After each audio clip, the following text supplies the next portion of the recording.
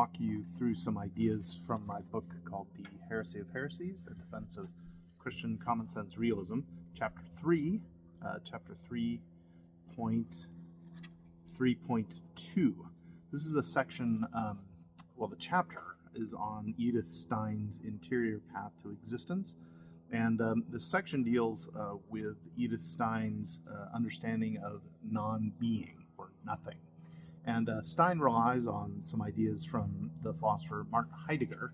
And in a previous video, I gave some quotations from Heidegger and some initial thoughts on Heidegger's understanding of nothing. So I want to return to that in this video and read you again a quotation from Heidegger and compare and contrast a little bit of Stein's view of non-being and Heidegger's. So Stein, it seems to me, is very cautious about non-being. Although we'll look at some other of her points in another video.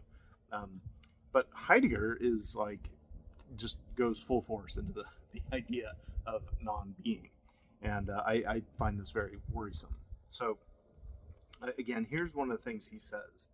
If we refuse, this is from his essay called What is Metaphysics? So if we refuse to say, that's what he says. This is a quotation. If we refuse to be led astray by the formal impossibility of an inquiry into nothing, and still continue to inquire in the face of it, we must at least satisfy what remains the fundamental prerequisite for the full pursuit of any inquiry.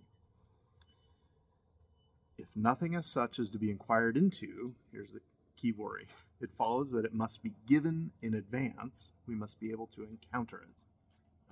End quote. So you have to encounter being. So this little section, I entitled it Finding Nemo. And Nemo, delightful film, but that's not what I'm talking about here. The word Nemo literally means in Latin nothing. Okay, so finding nothing. So every time I think of this discussion of finding nothing, I think of the famous old dialogue in Homer's Odyssey. And you know the story, where Odysseus is captured by the Cyclops and is attempting to escape. And Polyphemus, the Cyclops, yells to his neighbors when he's attacked by Odysseus. So Odysseus says, this is quoting from the Odyssey, Odysseus says to Polyphemus, "Nobody, that's my name, nobody. So my father and mother call me and all my friends." And then Odysseus proceeds to gouge out Polyphemus' eye and plots his escape. Polyphemus' Cyclops neighbors hear his cries for help and respond. The Cyclopses yell to Polyphemus, "Surely no one's rustling your flocks against your will. Surely no one is trying to kill you now by fraud or force." Polyphemus responds, "Nobody, friends." Polyphemus bellowed back from his cave, "Nobody's killing me now by fraud, not by force." Nobody's killing him.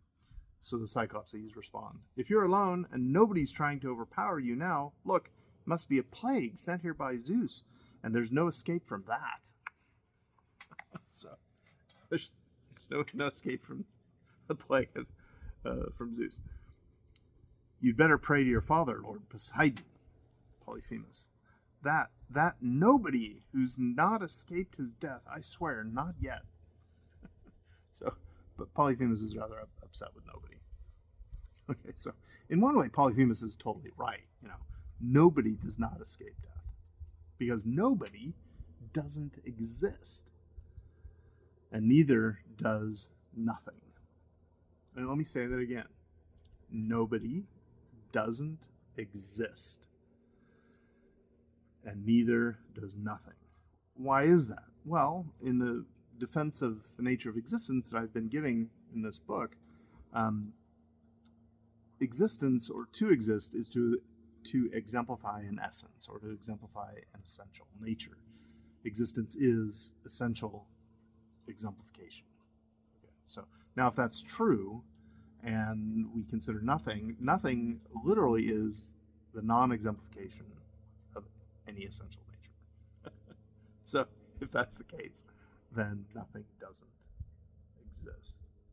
So you can go out and run into nothing, and nothing or nobody can't hurt you. That's why the phrase "nothing is impossible." That's true. Not for the reason that you think. Nothing is impossible because nothing isn't real. Nothing doesn't exist. Nobody and nothing don't exemplify any essences, and so nobody and nothing can't do anything. Odysseus uses the word nobody as a proper name to confuse the poor Cyclops, Polyphemus. But that's just a funny use of language, right? It's not a substantial philosophical point, a la Heidegger. Polyphemus's Cyclops friends, they think that Polyphemus is using the word correctly when Polyphemus shouts out that nobody is killing him.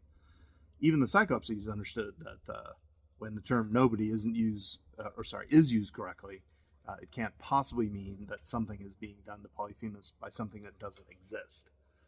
Confusion about nobody and nothing is a plague that requires prayer with a lot of careful thinking to overcome. This kind of thing only come out with prayer and fasting.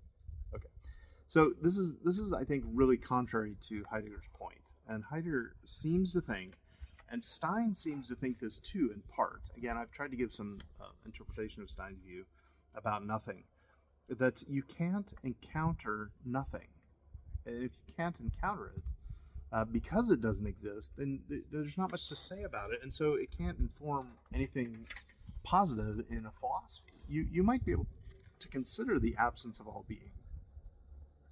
But doing so is not thinking about anything real. The thing is impossible. Nothing is impossible. Okay. So that's a little, maybe that's too quick of a critique, and maybe we should take Heidegger a little more seriously on this.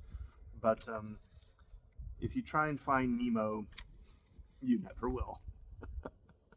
You'll never find Nemo. Because nothing can be found either. Okay. Thanks for watching. I hope you enjoyed this short little video. Stay tuned because we're going to continue this discussion of nothingness and how it applies to God. God and nothing is the next section here that I want to look at, and with Heidegger. And we'll specifically look at the question of creatio ex nihilo. Like, in what ways does God create from nothing? Right? Because if nothing doesn't exist, then God can't create from something that doesn't exist. So we'll try and clarify that. Thanks for watching. Stay tuned. Stay psyched, Grom. You.